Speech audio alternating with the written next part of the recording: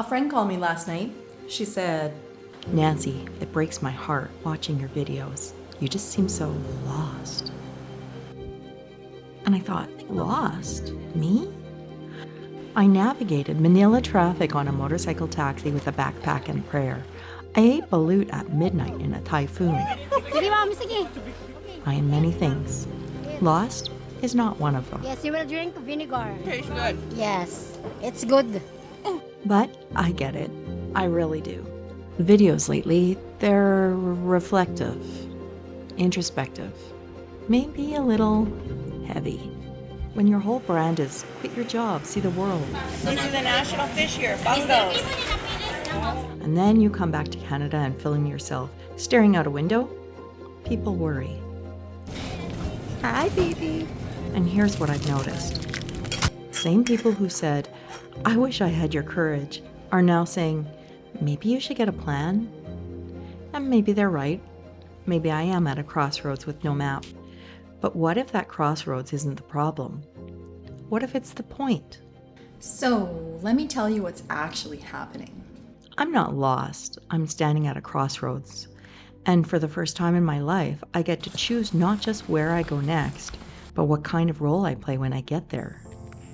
After 30-some years of showing up where someone else told me to be, that's not a crisis. That's a privilege. Not only did I find the best spot to watch the sunset on the island, but I also found the most tranquil spot ever. The Philippines taught me bayanihan, that a community carries you when you can't carry yourself. Bye! Yeah. Canada taught me independence. And right now, I'm holding both. And I'm starting to think that the next chapter isn't about finding another destination. It might be about stepping into something that needs me, not just somewhere that calls to me. Here's the thing nobody tells you about starting over at 50. Everyone acts like it's a crisis, like you've failed some invisible test. The fog isn't there to block your path. It's there to make you stop and be present. But I'm also learning that there comes the moment when the fog lifts, and you have to decide not just where to walk, but what you're walking toward. For the first time, I'm not looking for the next adventure. I'm looking for the next purpose. And I think they're not always the same thing. Oh, hi, Sabina? Sabina, oh hi. I'm over here. Hello, my eyes are here. Hi. Hello. Do you want to give her a treat?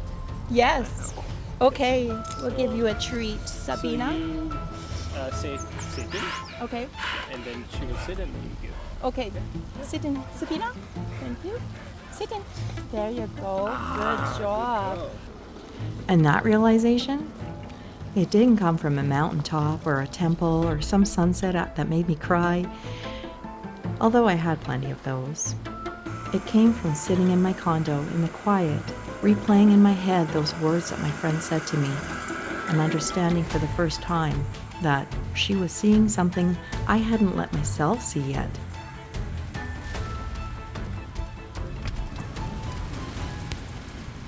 In 3 years of walking into places I've never been to, here's what I've actually learned.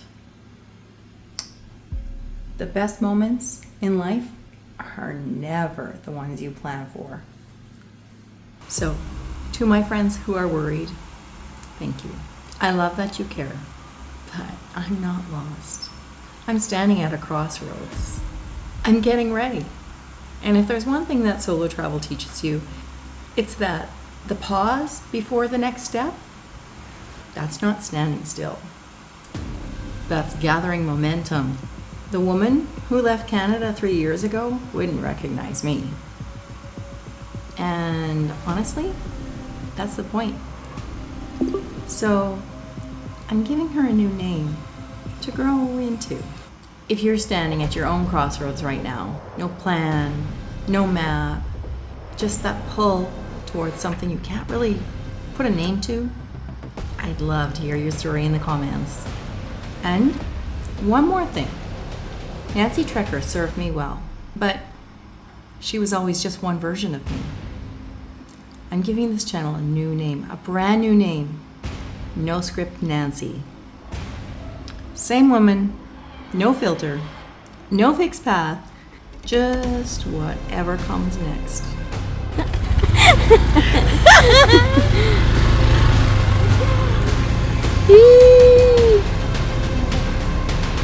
No script.